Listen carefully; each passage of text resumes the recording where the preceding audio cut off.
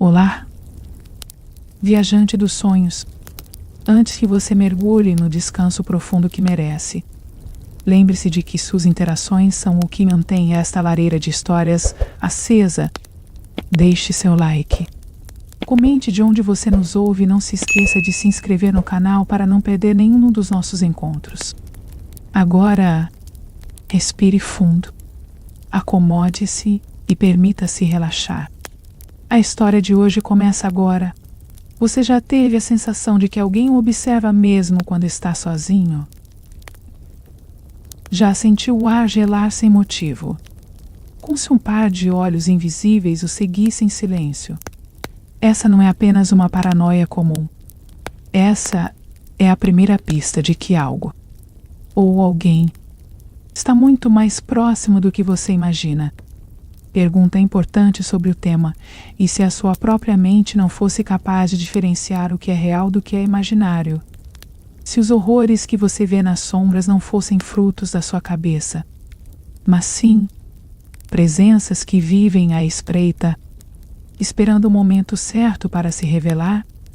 Nossa história começa em um vilarejo isolado, rodeado por florestas densas e montanhas cobertas pela névoa. Ali, o silêncio não é apenas ausência de som. É uma presença sufocante. Como se cada árvore observasse quem ousa cruzar aquelas estradas estreitas. Nesse vilarejo, vive Clara, uma jovem professora que havia acabado de se mudar em busca de tranquilidade. Fugira da cidade grande, onde a correria e o barulho constante lhe traziam ansiedade. Mas o que ela não sabia é que, naquela aparente paz rural, a verdadeira inquietação já aguardava. Na sua primeira noite na nova casa, uma construção antiga, de madeira rangente e paredes que guardavam séculos de história, Clara percebeu algo curioso. Os espelhos estavam todos cobertos por lençóis velhos, amarelados pelo tempo. Perguntou à senhora que lhe entregara as chaves sobre aquilo, mas recebeu apenas uma resposta evasiva. Melhor assim, moça. Nem tudo que se vê merece ser olhado de volta. Essas palavras ficaram gravando-se em sua mente como um eco incômodo.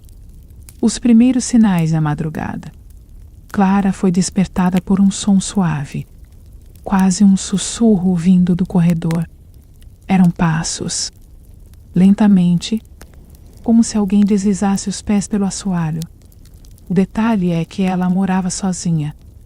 Levantou-se, com o coração acelerado, e caminhou até a sala. Nada. Apenas a escuridão e o relógio de pêndulo marcando 3 da manhã. Mas, no canto, um detalhe fez seu sangue gelar. Um dos lençóis que cobriam os espelhos havia caído, em um reflexo embaçado. Clara jurou ver uma silhueta atrás dela, parada, imóvel, como se aguardasse sua reação. Ao virar-se rapidamente, não havia ninguém, apenas o vazio frio da casa. Você já ouviu falar da hora morta? A tradição popular afirma que entre 3 e 4 da manhã, o véu entre o mundo dos vivos e dos mortos se torna mais fino. Muitos relatos de aparições, vozes e assombrações acontecem justamente nesse período. Será coincidência que Clara tenha visto algo no espelho exatamente às 3? Ou será que algo a escolheu? Deliberadamente? O peso do silêncio os dias seguintes foram marcados por acontecimentos cada vez mais inquietantes. Clara começou a sentir cheiros estranhos na casa. Um odor de terra úmida misturado a ferro, como sangue ressecado. Os vizinhos, sempre distantes, evitavam passar perto da propriedade à noite. E o mais perturbador, as crianças da escola cochichavam quando ela entrava na sala, contando histórias sobre a Casa dos Espelhos. Uma delas, uma menina chamada Helena, aproximou-se com os olhos marejados e disse: "Professora, Se a senhora ouvir alguém chamar seu nome de madrugada, não responda. Se responder, ela encontra você. Clara tentou rir daquilo, dizendo ser apenas imaginação infantil. Mas, no fundo, a cada madrugada, o aviso ecoava. O chamado na 7ª noite. Clara acordou novamente às 3:03. O quarto estava sufocante, como se o ar tivesse sido sugado. E então ouviu uma voz suave, quase um lamento, chamando seu nome. Lara. O som vinha do corredor. Seu coração pulsava como um tambor. Ela se lembrou das palavras da criança. Não responda. Mas a curiosidade era mais forte que o medo. Quem está aí? Sussurrou, quase sem voz. O silêncio respondeu. E, em seguida, um arrastar pesado soou vindo da sala. Clara desceu lentamente, cada degrau rangendo como se denunciasse sua presença. O lençol que cobria o maior espelho da casa estava agora no chão. E no reflexo, a sala não estava vazia. Uma figura feminina, de cabelos longos e negros, pele pálida como cera e olhos sem vida, observava Clara de dentro do espelho. O detalhe aterrador. A figura não se movia no mesmo ritmo que ela. Clara levantava o braço. O reflexo não acompanhava.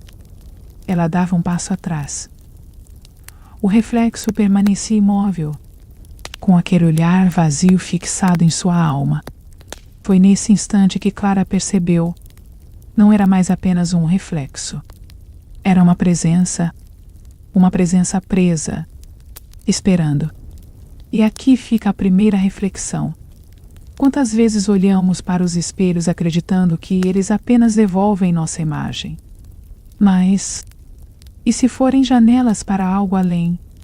E se houver algo que nos observa do outro lado? Apenas aguardando um momento de fraqueza para atravessar? Nunca subestime o poder da curiosidade. Foi ela que abriu a primeira brecha para Clara. E, talvez, para qualquer um de nós. Clara não conseguiu dormir depois daquela noite. Passou horas sentada na beira da cama, com os olhos fixos na escuridão do quarto, esperando que o som de passos ou a voz voltasse a se manifestar. O silêncio pesava como chumbo. O relógio seguiu, marcando cada minuto, até que finalmente a aurora trouxe alguma paz, a luz do sol. No entanto, parecia fraca, incapaz de dissipar por completo a escuridão da casa. No dia seguinte, tentou agir como se nada tivesse acontecido. Preparou o café, foi para a escola e sorriu para as crianças. Mas por dentro, algo se quebrava. O reflexo daquela mulher presa no espelho estava gravado em sua mente como uma ferida aberta. Ela pensava em cada detalhe: o olhar vazio, a pele pálida, os cabelos como véus de sombra. Durante a aula, Helena, a menina que já havia feito o aviso, levantou a mão e perguntou com uma inocência desconcertante: "Professora, a senhora respondeu?" Clara gelou. O coração acelerou de novo, como se a pergunta tivesse invocado o momento em que sua voz ecoara pelo corredor na noite anterior. Ela respirou fundo, disfarçou e respondeu: Não, querida. Por que pergunta isso?" Helena baixou a cabeça e murmurou: "Porque..." Se respondeu: "Agora ela sabe onde a senhora está." As palavras da criança ecoaram na mente de Clara pelo resto do dia. Era impossível ignorar. Quando voltou para casa à noite, encontrou a porta da frente aberta. Tinha a certeza absoluta de que havia trancado. Entrou devagar, cada músculo tenso, a respiração curta. Nada parecia fora do lugar. Mas o ar estava diferente, mais pesado, mais denso, como se a casa respirasse junto com ela.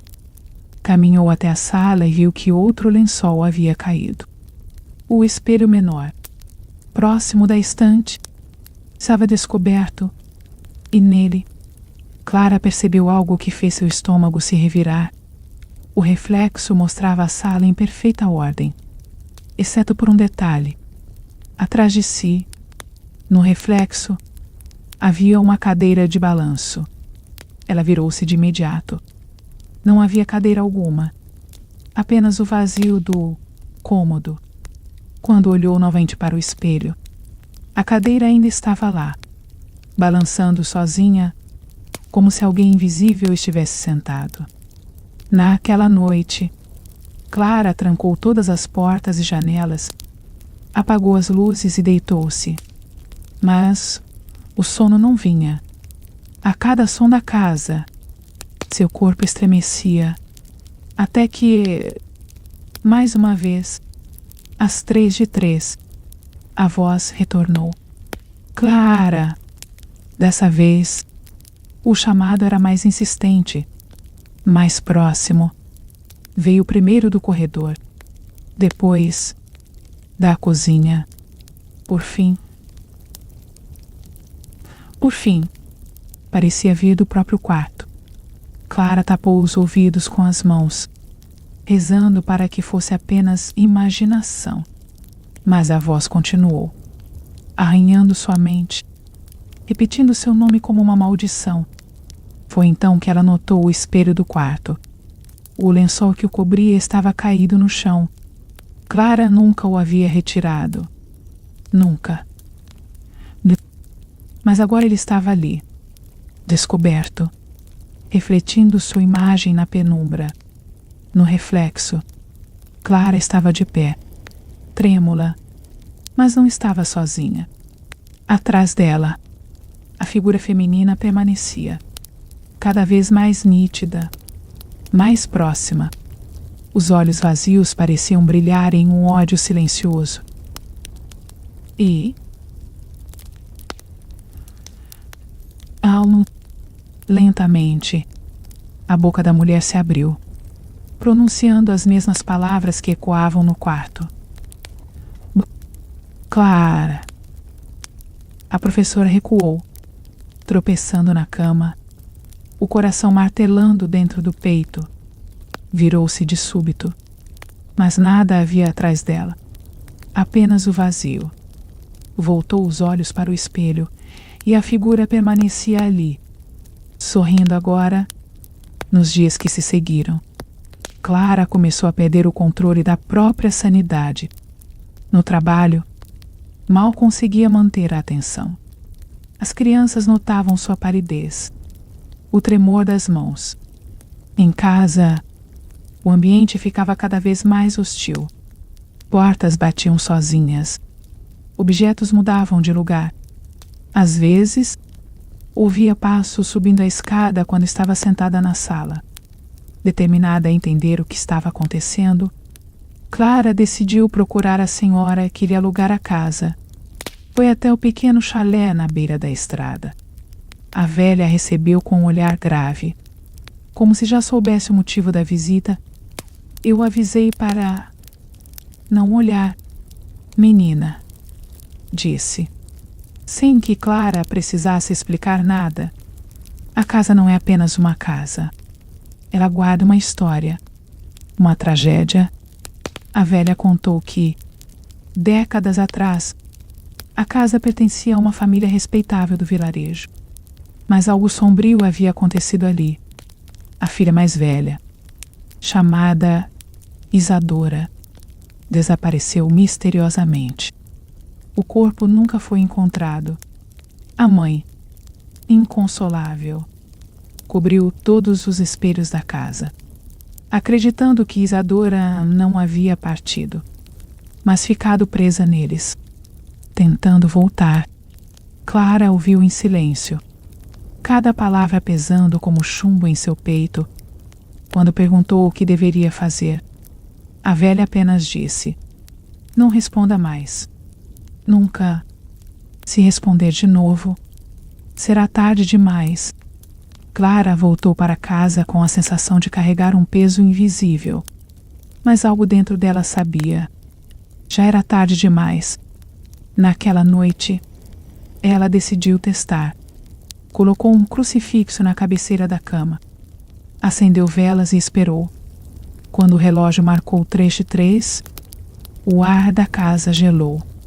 A chama das velas tremeu como se fosse apagada por uma respiração invisível. E então a voz surgiu, mais forte do que nunca. Clara! Estou aqui. O reflexo no espelho mostrava a Clara sentada na cama, como de fato estava. Mas atrás dela, a figura não estava apenas parada. Estava em movimento, caminhando em sua direção.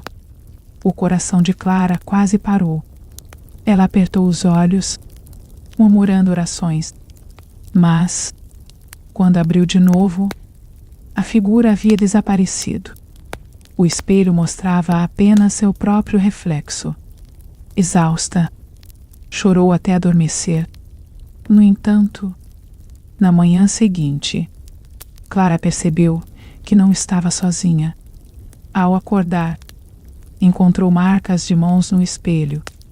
Marcas pequenas, finas, como se alguém tivesse pressionado os dedos contra o vidro durante a noite. Com o passar dos dias, as manifestações se intensificaram. Sussurros surgiam nos cantos da casa. Portas se trancavam sozinhas. O cheiro de terra úmida tornava-se cada vez mais forte, impregnando as paredes. Uma noite, Clara ouviu batidas fortes no andar de baixo. Correu para a sala e viu, no reflexo do espelho maior, a figura de Isadora sentada na cadeira, inexistente. Mas dessa vez, ela não estava sozinha. Atrás dela, sombras maiores se contorciam, como se outros rostos tentassem emergir do vidro.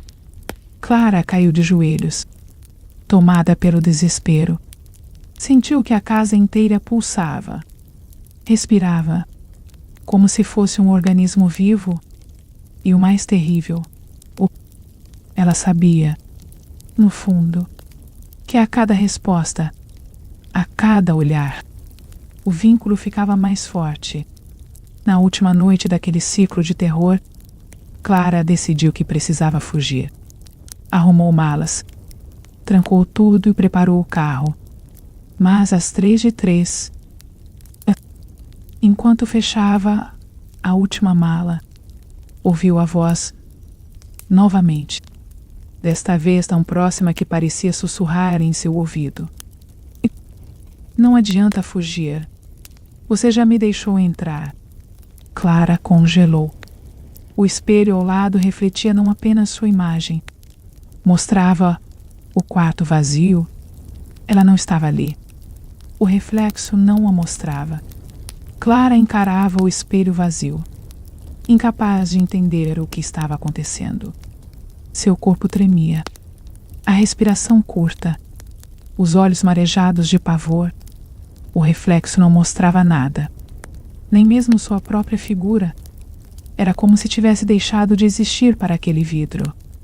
O silêncio era tão denso que podia ser cortado. E, de repente, uma risada suave ecoou, vinda de dentro do espelho. Ela recuou até encostar na parede. O riso cessou. No lugar dele, um som de unhas arranhando o vidro começou a preencher o quarto, criando um ruído agudo que fez seus ossos vibrarem. Clara gritou e correu, tentando arrancar o espelho da parede. Mas, por mais força que fizesse, o objeto parecia colado, como parte estrutural da casa. Na manhã seguinte, exausta e com os olhos vermelhos de tanto chorar, Clara resolveu procurar ajuda. Foi até a igreja do vilarejo, onde encontrou o padre Augusto. Com voz trêmula, contou o que vinha acontecendo.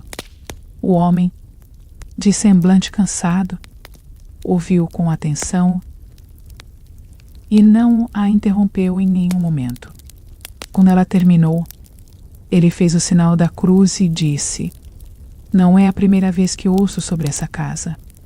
Há algo aprisionado lá dentro. Algo que não pertence a este mundo." Clara pediu que ele fosse até sua casa e realizasse uma bênção. Relutante, o padre aceitou.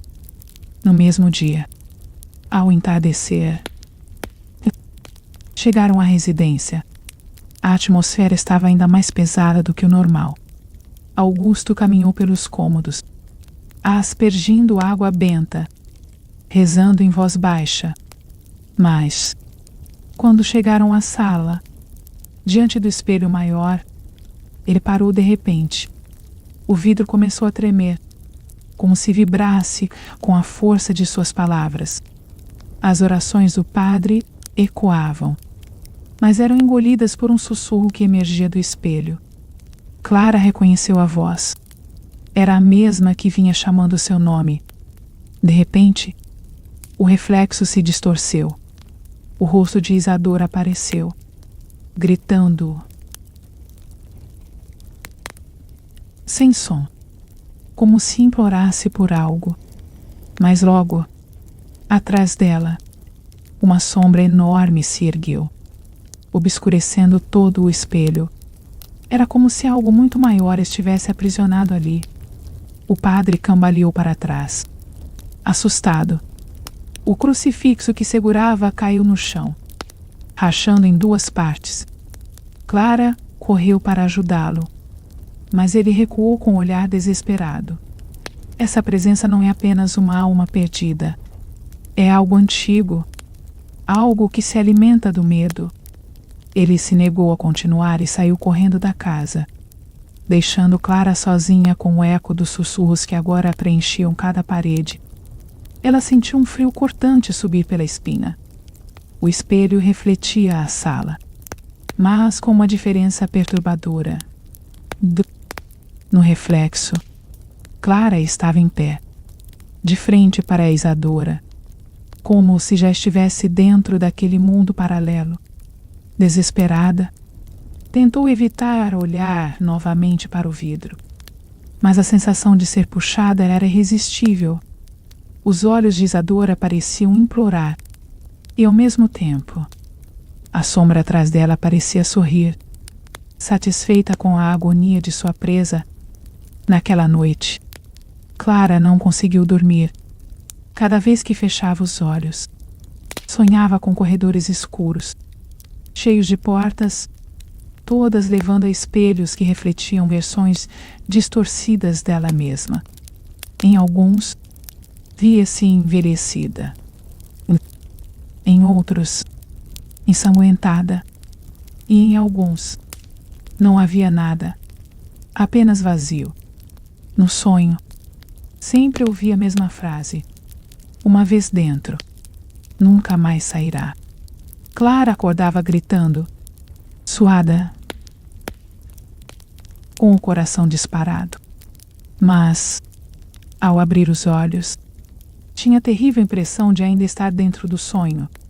As paredes da casa pareciam pulsar, e os espelhos mostravam reflexos diferentes de cada ângulo. Determinada a dar um fim àquilo, Clara pesquisou nos arquivos da pequena biblioteca local. Encontrou registros antigos sobre a família de Isadora. Descobriu que a jovem havia se interessado por práticas ocultas, especialmente rituais de contato com os mortos. Há relatos de que ela teria tentado abrir portais usando os espelhos como condutores. Depois disso, sumiu. A mãe acreditava que a filha ficara presa entre os dois mundos. Quanto mais Clara lia, mais percebia que estava repetindo os mesmos passos. O contato já estava feito. O vínculo criado, e romper aquilo parecia impossível. Na madrugada seguinte, decidiu enfrentar o que a perseguia. Colocou-se diante do maior espelho da casa. Sentiu o ar esfriar, o vidro embaçar como se respirasse. Então, Perguntou em voz firme. O que você quer de mim? O reflexo respondeu. A boca de Isadora se mexeu e, pela primeira vez, Clara ouviu claramente. Traz-me de volta, antes que pudesse reagir. O espelho rachou. Uma linha fina atravessou o vidro de cima a baixo. E, por essa rachadura, Clara jurou ver um olho a observando, diferente do de Isadora. Um olho antigo, faminto, como se outra entidade espreitasse por trás.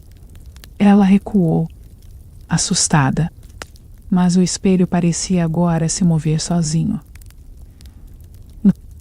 As rachaduras aumentaram, espalhando-se como veias. Um som de vidro estalando ecoava por toda a casa. E, no reflexo, Clara viu algo impensável. A si mesma, do outro lado, tentando escapar, batendo no vidro com um desespero. O terror tomou conta. Era como se houvesse duas Claras, uma presa no mundo do espelho e outra ainda ali, no mundo real. A confusão a deixou paralisada. Se não tomasse cuidado, poderia perder a noção de quem realmente era. Naquela noite, ela não conseguiu fugir da casa. Cada vez que tentava abrir a porta, o reflexo mostrava outra coisa. Às vezes, o vilarejo em chamas. Outras, a floresta coberta de corpos. Outras ainda, apenas um vazio sem fim. Exausta, Clara caiu no chão da sala, mas o espelho não a deixava em paz. O vidro pulsava, como se fosse carne viva. A sombra no reflexo crescia, ocupando cada canto, como um monstro prestes a atravessar.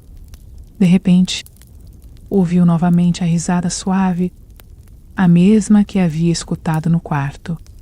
Mas, dessa vez, não vinha apenas de dentro do espelho. Ecoava dentro da própria cabeça. Ela percebeu, horrorizada, que já não estava apenas vendo a entidade. Estava carregando parte dela em sua mente. Clara gritou, implorando para que parasse, mas, no fundo, sabia que não havia volta. O espelho havia se tornado um portal, e o preço de sua curiosidade agora estava selado. Quando finalmente conseguiu dormir, teve mais um sonho. Caminhava por um corredor interminável, espelhos alinhados em cada lado. Todos refletiam sua imagem, mas em cada um ela estava diferente. Sorrindo, chorando, morta. No final do corredor, havia um único espelho negro, sem reflexo algum, e dele, uma mão pálida surgia, estendendo-se em sua direção. Ela acordou com um sobressalto, o grito preso na garganta, mas, ao abrir os olhos, percebeu que não estava mais em seu quarto. Estava diante do espelho negro, exatamente como no sonho, e uma mão fria segurava a sua. Clara sentiu a mão fria apertar a sua, puxando-a para o espelho. Tentou resistir, mas a força era desumana. Seu corpo inteiro foi tomado por um arrepio, como se cada gota de sangue congelasse, num piscar de olhos. Já não estava mais em sua casa. O mundo ao redor se transformara em um espaço escuro, enevoado, onde cada som parecia um eco distante. Diante dela, fileiras intermináveis de espelhos flutuavam no vazio. Alguns mostravam fragmentos de sua vida. Clara criança brincando no quintal. Clara chorando em silêncio. Clara sorrindo em momentos esquecidos. Mas outros espelhos revelavam versões distorcidas dela mesma. Com olhos vazios, com a pele rasgada, com um sorriso cruel que não lhe pertencia, Isadora surgiu. emergindo da névoa. Seus cabelos negros flutuavam como se estivessem submersos em água. Aproximou-se lentamente, os olhos fixos em Clara. Eu avisei, murmurou com uma voz quebrada. Quem responde nunca mais retorna igual. Clara recuou, trêmula. O que você quer de mim? Perguntou, a voz quase sumindo. Isadora estendeu a mão, tocando o espelho ao lado. Imediatamente, o reflexo mostrou a casa de Clara, mas não como ela havia deixado. A sala estava coberta de sangue, as paredes manchadas, e a sombra monstruosa que sempre via nos reflexos caminhava lentamente pelo ambiente. Ele está solto agora, disse Isadora. Eu tentei contê-lo. Fiquei presa para que não atravessasse. Mas você abriu o caminho. O desespero tomou conta da professora. Sentiu o peso da culpa esmagando seus ombros. Tudo porque não resistira ao impulso de responder, de olhar, de insistir. O que eu faço? Implorou. Como fecho isso? Isadora sorriu de forma amarga. Não se fecha. Alguém sempre deve ficar do outro lado. Clara entendeu o que isso significava. Alguém precisava se sacrificar para manter a entidade aprisionada. Era o destino de Isadora. E agora, talvez, o seu também. O chão do espaço enevoado começou a se rachar. Das fendas, mãos negras e disformes surgiam, tentando agarrá-la. As vozes sussurravam em uma língua incompreensível, repetindo seu nome inúmeras vezes. Clara correu, desesperada, entre os espelhos, mas cada um refletia um caminho diferente, uma ilusão cruel. Em todos, via-se sendo puxada, sufocada, consumida.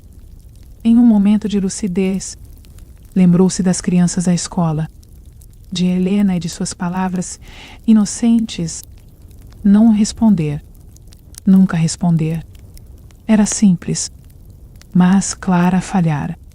E agora carregava o peso não apenas por si, mas por todos que poderiam ser tocados por aquilo. Determinada, correu até o espelho negro no final do corredor.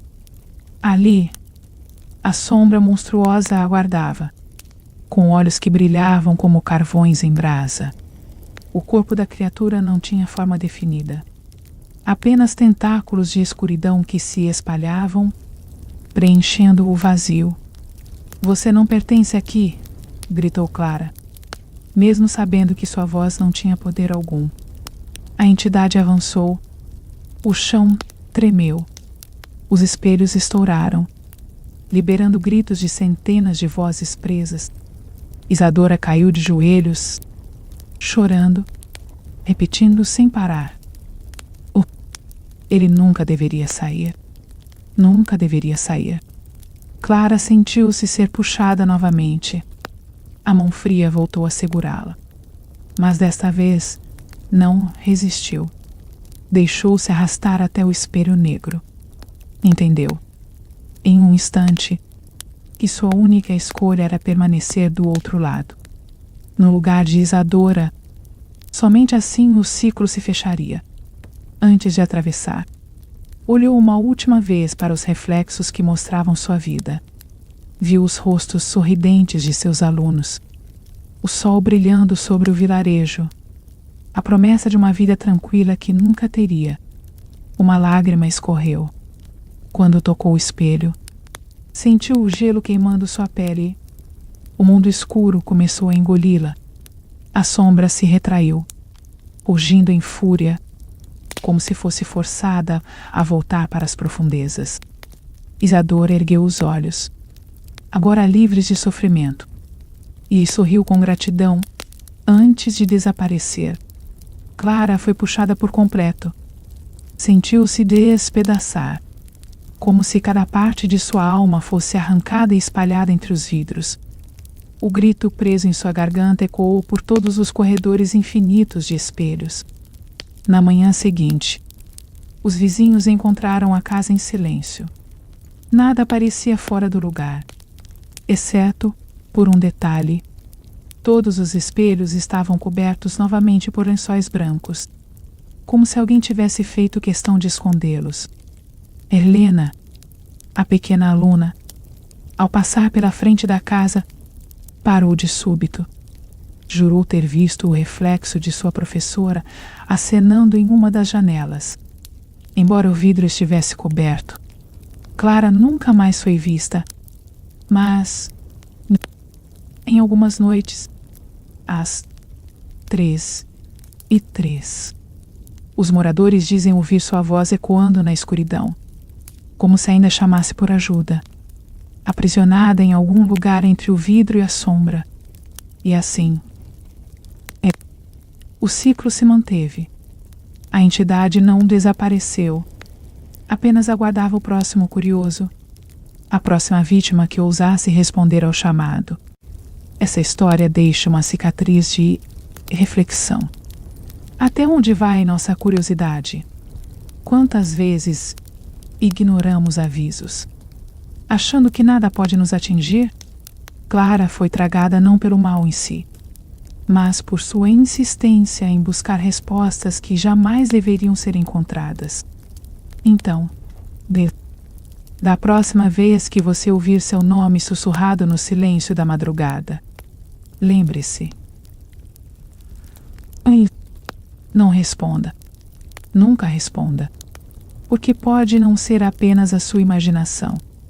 E se você chegou até aqui, lembre-se de se inscrever no canal, deixar seu comentário e compartilhar esta história. Sua voz e sua presença mantêm esse espaço vivo. Mas cuidado, talvez, ao se aproximar demais da tela, alguém esteja te observando do outro lado.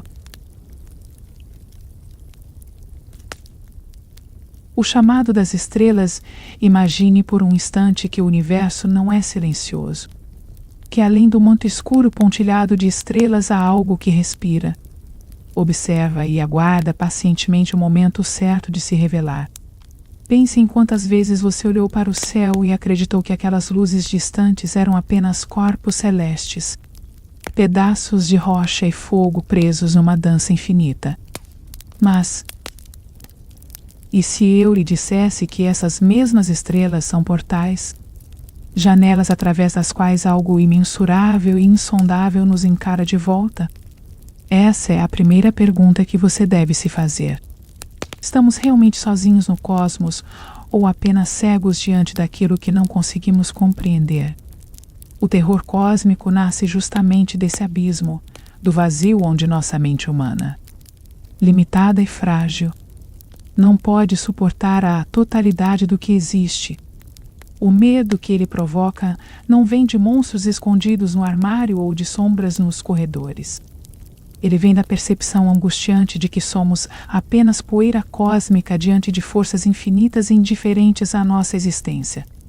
A história que você vai acompanhar agora não é apenas sobre assombrações ou horrores terrenos. É sobre um convite que jamais deveria ter sido aceito. Um chamado vindo de regiões além das fronteiras do espaço e do tempo, sussurrado por entidades cuja mera lembrança pode corroer a mente humana. Era uma noite comum numa pequena cidade costeira. O mar se agitava sob a lua, e os pescadores que voltavam de suas viagens comentavam sobre ondas estranhamente violentas que surgiram de repente. No entanto, ninguém conseguia explicar a razão. Para eles, era apenas a natureza se mostrando imprevisível. Mas um homem naquela cidade sabia que havia algo além.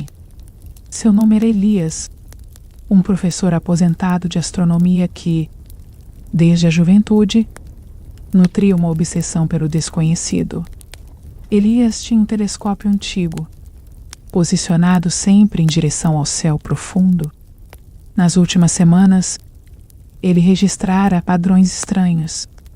pontos de luz que surgiam e desapareciam de maneira irregular, como se alguém piscasse em código vindo de milhões de anos-luz de distância. Aquilo o inquietava, mas ao mesmo tempo o atraía como um imã. Ele começou a anotar cada ocorrência em um diário, formando gráficos e desenhos que lembravam símbolos arcanos. Quanto mais anotava, mais percebia uma espécie de lógica oculta. Era como se o cosmos estivesse tentando lhe transmitir uma mensagem. Uma madrugada, enquanto o vento soprava frio e o som do mar ecoava pela janela, Elias jurou ouvir, não com os ouvidos, mas com a mente. Um sussurro. Não era português, nem latim, nem qualquer idioma humano. Era algo primitivo, vibrante, como uma frequência capaz de despertar lembranças que não pertenciam à sua vida. No dia seguinte, ele caminhou até a praia. As ondas batiam com violência nas rochas, mas em meio à espuma, ele viu marcas na areia, símbolos estranhos, iguais aos que havia desenhado em seu diário. Era impossível que alguém os tivesse feito ali, pois a maré já teria apagado qualquer rastro. Elias, no entanto, sentia que aqueles sinais eram um chamado direto a ele. Você já se perguntou o que faria se o universo respondesse ao seu olhar? Se em vez de contemplar passivamente as estrelas, você descobrisse que elas também estavam contemplando você? Esse é o primeiro gatilho do terror cósmico. A inversão de perspectiva. Não somos observadores, mas observados. Não somos protagonistas, mas peças descartáveis num tabuleiro infinito. Naquela noite, Elias não conseguiu dormir. Ele sentia que a cada piscada das estrelas, algo se aproximava, como se uma cortina entre os mundos estivesse prestes a ser rasgada. Seus sonhos foram povoados por imagens de cidades submersas, erguidas com colunas ciclópicas que nenhuma civilização humana poderia ter construído. Criaturas imensas, com formas indescritíveis, emergiam dessas ruínas e voltavam para as profundezas. Ele acordou suando, mas a sensação de que não fora apenas um sonho o consumia. Ao amanhecer, um pescador bateu em sua porta. Tinha os olhos esbugalhados e o corpo trêmulo. Disse que, ao lançar suas redes na madrugada, trouxe consigo algo que não era peixe. Do fundo do mar, preso entre as cordas, veio um objeto cilíndrico, feito de um metal negro que não se assemelhava a nada conhecido. Gravado em sua superfície havia símbolos idênticos aos que Elias vinha registrando. O pescador, aterrorizado, largou o objeto no quintal e fugiu.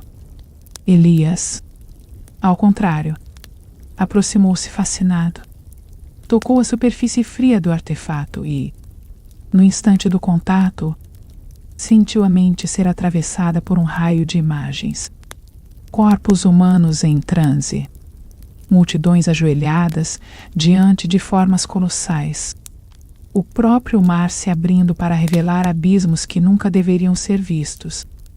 Ele caiu de joelhos, com a respiração ofegante, mas, mesmo assim, não conseguiu resistir à curiosidade. Levou o objeto para dentro de casa. E aqui está outro ponto essencial do terror cósmico. A curiosidade é uma chama que, quando acesa, dificilmente se apaga. E, muitas vezes, é ela que nos empurra para a perdição. Elias sabia, em algum nível, que estava se envolvendo com algo maior do que sua compreensão, mas já não havia retorno. O objeto parecia pulsar em sua estante, como se respirasse em silêncio. Na cidade, rumores começaram a circular. Pescadores afirmavam ter visto formas estranhas se movendo sob as águas, sombras gigantescas que acompanhavam os barcos. Alguns juravam ter ouvido vozes vindas do mar, chamando seus nomes em plena madrugada. A vila, antes pacata, foi tomada por uma sensação de inquietação coletiva. Elias, no entanto, já não se preocupava com os boatos. Ele passava horas observando o objeto, tentando decifrar os símbolos em sua superfície.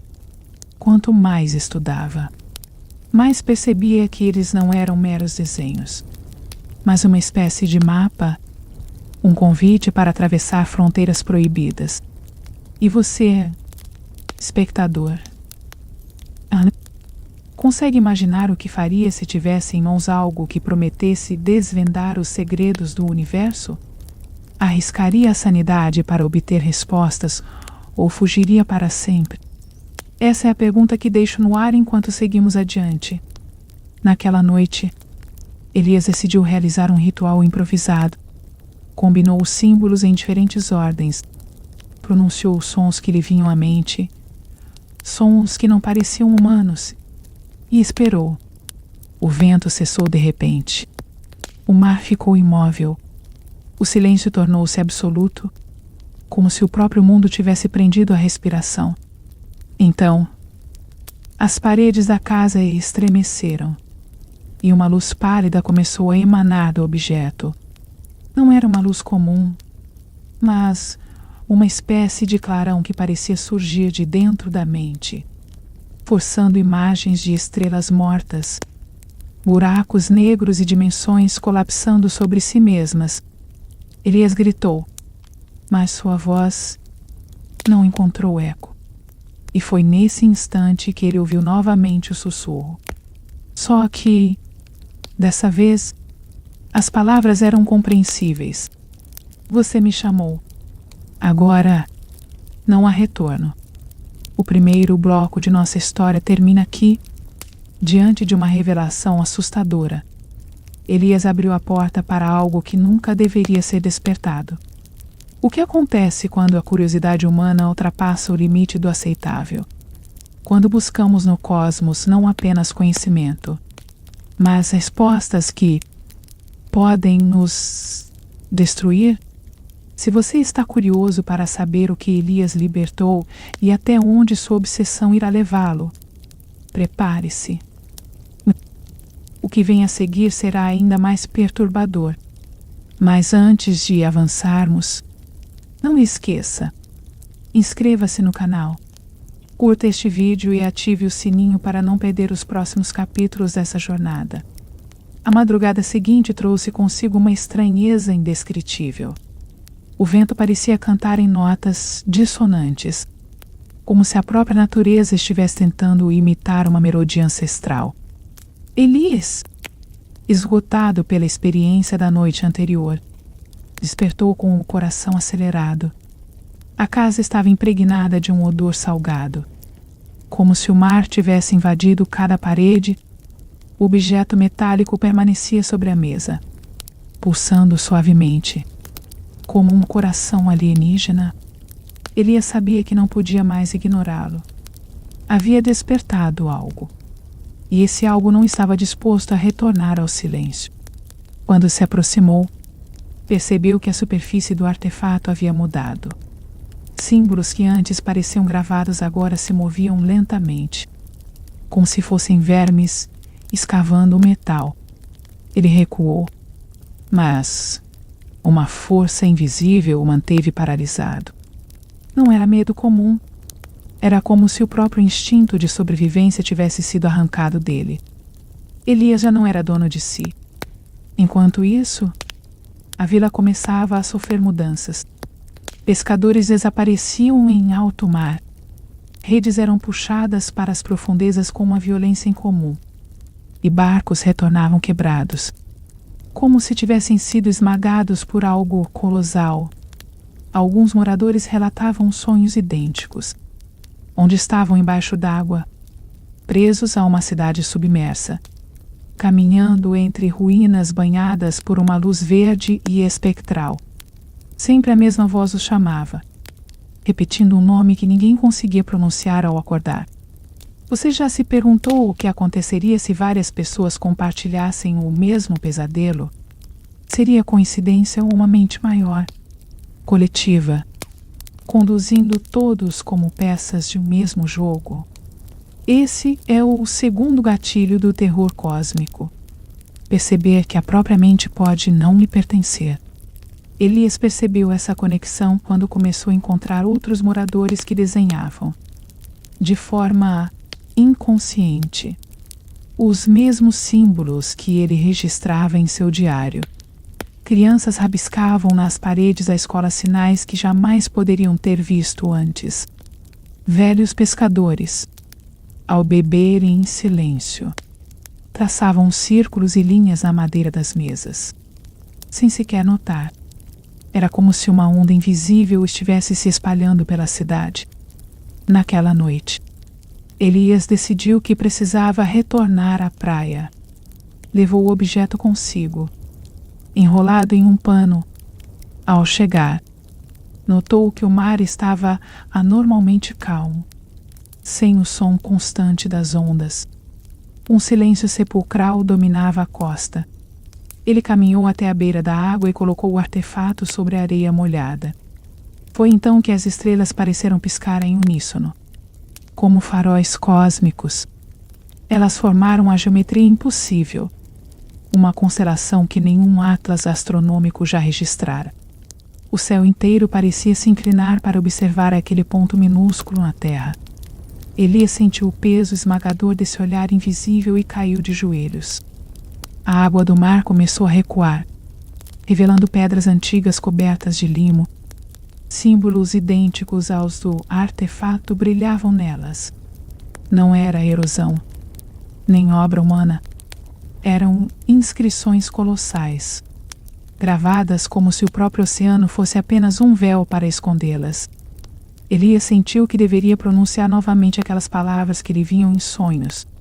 Sua voz saiu trêmula, mas à medida que repetia os sons, o mar respondia.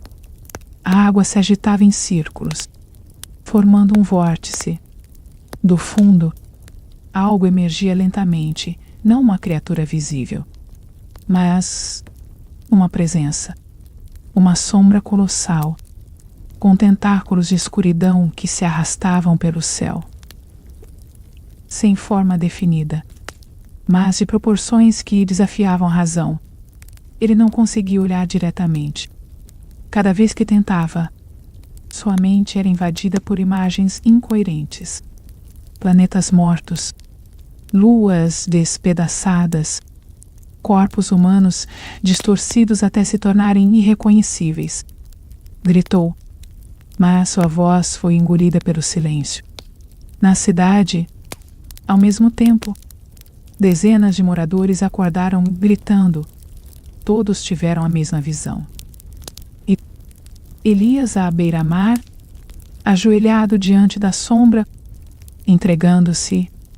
Alguns correram até a praia, mas ao chegarem encontraram apenas Elias desmaiado na areia, com o objeto ao lado.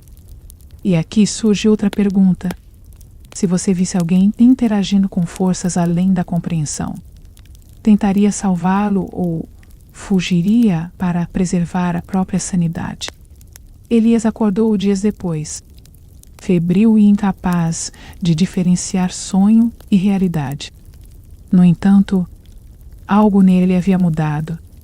Seus olhos carregavam um brilho estranho, como se refletissem não apenas a luz, mas as profundezas do cosmos.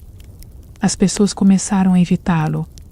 Havia nele uma aura de ameaça, como se estivesse constantemente acompanhado de uma presença invisível. Mas Elias não sentia medo. Pelo contrário, sentia-se escolhido. Era como se uma verdade maior tivesse sido revelada a ele. O objeto, agora, parecia obedecer à sua vontade. Quando ele o tocava, podia ouvir pensamentos que não eram seus. Ecos de civilizações perdidas, de deuses esquecidos, o vilarejo. Entretanto, afundava em desespero.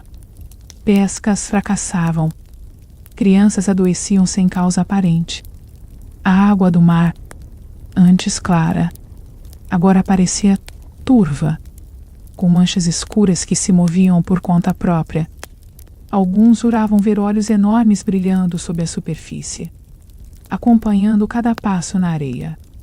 Elias, cada vez mais consumido, começou a escrever compulsivamente. Suas paredes se encheram de símbolos, formando mapas impossíveis que se expandiam de quarto em quarto. Ele afirmava estar construindo a chave, algo que abriria o caminho para uma revelação maior. Você já pensou no que faria se descobrisse que sua existência não passa de um detalhe irrelevante diante do cosmos? Esse é o terceiro gatilho do terror cósmico: a insignificância. A ideia de que não temos controle, que não somos especiais, que há algo lá fora infinitamente mais poderoso e indiferente a nós. Certa noite, Elias saiu de casa e caminhou até o centro da vila. Carregava o objeto brilhando em suas mãos, como se fosse um farol. Os moradores, mesmo contra a própria vontade, seguiram-no, atraídos por uma força invisível.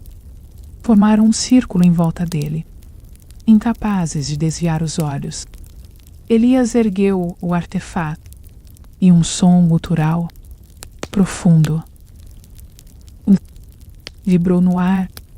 Não era apenas som, era vibração na carne, nos ossos, na alma. O céu, mais uma vez, respondeu. Estrelas caíram em padrões geométricos, formando símbolos que refletiam exatamente os rabiscos que Elias espalhara pelas paredes. A vila inteira se iluminou com uma luz verde espectral. Os moradores entraram em transe, murmurando em uníssono palavras que não conheciam. De repente, o chão tremeu, fissuras se abriram, e da terra começou a brotar água salgada, inundando as ruas. O mar parecia reclamar o território. Elias, em êxtase, gritava que a porta estava quase aberta. E então, um momento de silêncio. Todos pararam. O objeto emitiu uma última pulsação e se desfez em pó. O círculo de moradores caiu ao chão. Desacordado, apenas Elias permaneceu de pé, olhando para o horizonte. No mar, uma sombra gigantesca se movia sob as ondas, lenta e inevitável. O bloco 2 termina aqui, deixando a pergunta que ecoa em sua mente. O que realmente se ergue das profundezas quando o chamado é atendido? Até onde Elias será capaz de ir em sua busca pela revelação? Se você quer descobrir o que vem a seguir e até onde essa história mergulhará na insanidade, prepare-se. O próximo capítulo revelará a aproximação daquilo que jamais deveria ter sido acordado. E antes de continuarmos, aproveite para se inscrever no canal, deixar o seu like e compartilhar esse vídeo. Assim você não perde os próximos passos dessa jornada aterradora. Os dias que se seguiram ao colapso coletivo da vila foram envoltos em um silêncio estranho. Um silêncio que não era paz, mas expectativa. Os moradores, ainda abalados, evitavam comentar o que havia acontecido. Mas todos, em algum nível, sabiam que haviam visto o impossível. Elias, no entanto, caminhava pelas ruas como se tivesse se transformado em outro ser. Seus passos eram firmes. Sua voz carregava uma estranha autoridade. Era como se ele tivesse sido coroado por algo invisível. A cada noite, o mar devolvia novos sinais de que algo despertava. Pedaços de pedra negra eram encontrados nas praias, cobertos por símbolos semelhantes aos do objeto que havia se desfeito. Peixes vinham mortos à superfície, com olhos leitosos, como se tivessem testemunhado horrores indescritíveis no fundo do oceano. E o mais assustador, algumas pessoas começaram a mudar. Não era apenas no comportamento. Havia alterações físicas sutis. Um pescador foi encontrado com marcas escuras na pele que lembravam ventosas. Uma jovem, outrora tímida, agora murmurava frases incompreensíveis em plena madrugada, olhando fixamente para o mar. Crianças riam de maneira sincronizada, como se compartilhassem uma piada que nenhum adulto conseguia entender. Esse é o quarto gatilho do terror cósmico. A contaminação não é apenas o medo de algo externo, mas a transformação inevitável do humano em algo que já não pertence a este mundo. Elias registrava tudo. Seu diário já não era feito de palavras, mas de símbolos que se multiplicavam sem fim. Ele os desenhava compulsivamente, como se fosse apenas a mão de uma entidade maior, escrevendo através dele. Seu corpo emagreceu. Seus olhos fundos brilhavam com intensidade febril, mas sua voz, sempre calma, carregava uma promessa: a revelação está próxima. As pessoas começaram a se reunir em torno dele. No início, tímidas, curiosas. Depois, com devoção. Elias falava de uma verdade que estava além da compreensão humana, de uma entidade que habitava as profundezas, aguardando apenas o momento certo para se erguer. Não falava de fé, mas de inevitabilidade. Não pedia adoração, mas submissão. Você já se perguntou o que faria se toda a sua comunidade fosse tomada por uma crença que desafia a lógica, mas que todos parecem sentir na carne? Fugiria sozinho ou se deixaria levar pelo fluxo coletivo? Uma noite, a vila foi tomada por um nevoeiro denso que não se dissipava. A lua parecia distorcida através da névoa e as ruas ficaram vazias, exceto por aqueles que seguiam Elias em procissão silenciosa até a praia. O mar, coberto por uma película verde e fosforescente, parecia respirar. Cada onda soava como uma inspiração profunda, como se o oceano fosse o peito de uma criatura adormecida. Elias ergueu as mãos e o silêncio foi total. Então, apontou para o horizonte. Uma sombra colossal se movia sob a superfície. Lentamente, a água se abriu em círculos, revelando estruturas que jamais deveriam existir. Colunas ciclópicas de pedra negra, cobertas por algas e corais, emergindo de um fundo que desafiava as leis da física. Uma cidade, até então soterrada pelo oceano, começava a despertar. Os moradores caíram de joelhos. Alguns choravam, outros riam em histeria. Elias, em transe, murmurava palavras impronunciáveis. Cada sílaba vibrava no ar como um trovão abafado, penetrando na mente de todos. Foi então que algo aconteceu. O mar se iluminou com milhares de olhos enormes, flutuando sob a água. Eles observavam em silêncio, como juízes antigos despertando de um sono eterno. Elias abriu os braços e gritou. Eles chegaram. Nesse momento, o nevoeiro se adensou ainda mais. A cidade costeira desapareceu do mapa, envolta por uma escuridão sobrenatural. Nenhum barco ousou se aproximar nos dias que se seguiram. Nenhum viajante conseguiu encontrar o caminho. Era como se a vila tivesse sido cortada do mundo. Dentro desse isolamento, a transformação se acelerava. Pessoas começaram a desaparecer em plena noite. Suas roupas eram encontradas na areia, encharcadas, como se tivessem caminhado sozinhas para dentro do mar. Famílias inteiras se trancavam em casa, mas ainda assim ouviam vozes vindas das janelas, sussurrando seus nomes, chamando-os com promessas de eternidade. Você já parou para pensar no medo de perder a própria identidade?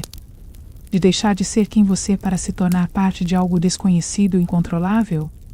Esse é o quinto gatilho do terror cósmico: a dissolução do eu. Elias, cada vez mais, parecia o profeta de uma era sombria. A vila já não o via como professor, mas como intermediário de uma verdade que não podia ser contida.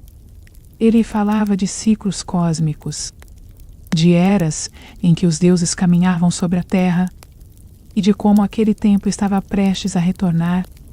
Seu olhar já não refletia a humanidade. Quando encarava alguém, era como se enxergasse através da pele, diretamente para a alma. Ninguém conseguia sustentar seus olhos por muito tempo sem sentir vertigem. No entanto, havia um pequeno grupo que resistia. Alguns moradores mais velhos que lembravam histórias antigas contadas por seus antepassados. Sabiam que aquilo já havia acontecido antes. Falam de um tempo esquecido em que o mar havia reclamado terras inteiras, levando consigo comunidades inteiras como oferenda. Esses poucos se reuniam em segredo, tentando encontrar uma forma de deter Elias e a coisa que ele havia despertado. Mas como deter algo que não pertence a este mundo? Como lutar contra forças que não podem ser feridas por armas, que não podem ser detidas pelo fogo, que não podem ser compreendidas pela mente humana? Enquanto isso, Elias continuava seus rituais. Em cada lua cheia, a cidade submersa emergia um pouco mais. Em cada noite de nevoeiro, mais pessoas desapareciam. O mar já não era apenas um limite da vila. Era a própria boca de uma entidade que devorava tudo ao redor. Crianças começaram a nascer diferentes. Seus olhos brilhavam com intensidade incomum, e seus choros soavam como cânticos. Mulheres grávidas relatavam sonhos de criaturas marinhas acariciando seus ventres. O tempo, naquela vila, já não obedecia ao relógio. Dias pareciam meses. Noites se estendiam em eternidade. Elias dizia que a convergência final se aproximava, que em breve o mar abriria suas portas, e o mundo inteiro conheceria a insignificância humana diante da vastidão cósmica. E aqui, espectador, deixo a pergunta que ecoa: o que você faria se testemunhasse não apenas o fim da sua cidade, mas o início de uma nova era governada por forças insondáveis? Tentaria resistir ou se entregaria? Na praia, na última noite desse bloco, Elias reuniu todos em torno das colunas emergentes. A cidade submersa já estava quase toda visível, iluminada por um brilho verde que não vinha da lua, mas das próprias pedras. Ele ergueu as mãos e anunciou: o despertar é inevitável. Somos apenas o prelúdio do que virá. E então, pela primeira vez, uma forma começou a emergir do mar, não completamente visível, mas suficiente para enlouquecer aqueles que ousaram olhar. Tentáculos cobertos de olhos, corpos que se desfaziam em fumaça, uma presença que desafiava a razão. Muitos caíram mortos instantaneamente. Outros riram em insanidade. Elias, em êxtase, gritou que a era dos deuses esquecidos estava recomeçando. O terceiro bloco termina aqui, na beira do abismo. A vila está à beira da destruição. Elias já não pertence ao mundo humano, e as profundezas finalmente começam a se abrir. O que acontecerá quando a convergência se completar? Não perca o próximo capítulo. Mas antes, inscreva-se no canal, deixe o like e compartilhe este vídeo para que mais pessoas descubram os horrores que o cosmos esconde. O vento cortava o silêncio da noite como se carregasse consigo sussurros de outra dimensão. As árvores se retorciam, lançando sombras alongadas sobre a estrada deserta. e a lua cheia parecia observar tudo de cima, fria e indiferente. No coração da floresta, algo pulsava, um chamado que parecia ecoar, não apenas no espaço, mas dentro da mente daqueles que ousavam se aproximar. Você já se perguntou até onde iria a sanidade humana diante de um segredo tão imenso, tão brutal, que não foi feito para olhos mortais? A resposta estava próxima. O grupo, cansado, ferido e em pedaços, finalmente alcançara o ponto central das ruínas antigas. As pedras estavam cobertas de símbolos desgastados, mas ainda vivos, brilhando com uma energia própria. Como cicatrizes de um mundo esquecido, o coração batia mais rápido, não pelo esforço da caminhada, mas pela percepção de que aquilo não era apenas pedra ou poeira. Era um altar, um portal, um limite entre o que conhecemos e o que jamais deveríamos conhecer. Os gritos anteriores, vindos da escuridão, pareciam ter se calado. O silêncio agora era absoluto, pesado, quase líquido, como se o ar tivesse se tornado denso demais para respirar. Eles se entreolharam, e naquele olhar está a verdade. Ninguém sairia dali ileso. A curiosidade que os trouxera até aquele lugar, a mesma chama que queimava na mente dos exploradores, cientistas e caçadores de mistérios desde o início dos tempos, agora se transformava em condenação. Então aconteceu. O chão tremeu. As pedras começaram a se mover, e um brilho púrpura rompeu da terra como se o coração do planeta tivesse se partido. O altar se abriu, revelando não um objeto, mas um vazio, um abismo que não era feito de escuridão, mas de algo pior. A ausência do que pode ser compreendido. Olhar para dentro daquele vazio era como encarar o próprio fim da razão. Um deles tentou desviar os olhos, mas já era tarde. A presença se erguia, sem forma definida, apenas uma massa de tentáculos e luzes impossíveis, uma geometria viva que mudava a cada segundo. Não havia boca, mas todos ouviram a voz. Não havia olhos, mas todos sentiram ser observados até a alma. A entidade não falava em palavras humanas, mas a mensagem era clara, ressoando dentro do crânio. Vocês não deviam ter vindo. O desfecho parecia inevitável. A criatura não precisava atacar fisicamente. Apenas existir era suficiente para quebrar a mente humana. Memórias se despedaçaram. Realidades se confundiram. E um dos exploradores caiu de joelhos, rindo e chorando ao mesmo tempo, como se tivesse visto a eternidade e não pudesse suportar. Outro tentou fugir, correndo pela floresta, mas a própria floresta se fechava sobre ele, mudando de forma, distorcendo-se como se fosse apenas uma pintura sendo rasgada. O clímax da história não era a luta, mas a revelação, o entendimento de que o universo não era feito para os frágeis mortais compreenderem. Que aquilo que chamamos de vida, de história, de humanidade, não passava de um sopro minúsculo em um oceano infinito de presenças antigas. A criatura não precisava destruir. Sua existência era destruição. E então, tão rápido quanto surgiu, o brilho se apagou, o altar se fechou, as árvores pararam de se mover, e o silêncio voltou a cair sobre a floresta. Mas não era o mesmo silêncio. Era um silêncio de pós-guerra, de cicatrizes, de lembranças que não se apagam. Aqueles que sobreviveram sabiam que nunca mais seriam os mesmos. E o mais aterrador de tudo era perceber que a entidade não havia sido derrotada, nem contida, apenas havia escolhido deixá-los viver, talvez como aviso, talvez como jogo, talvez como semente. A mensagem final é inevitável. A curiosidade humana é tanto a chama que ilumina quanto o fogo que queima.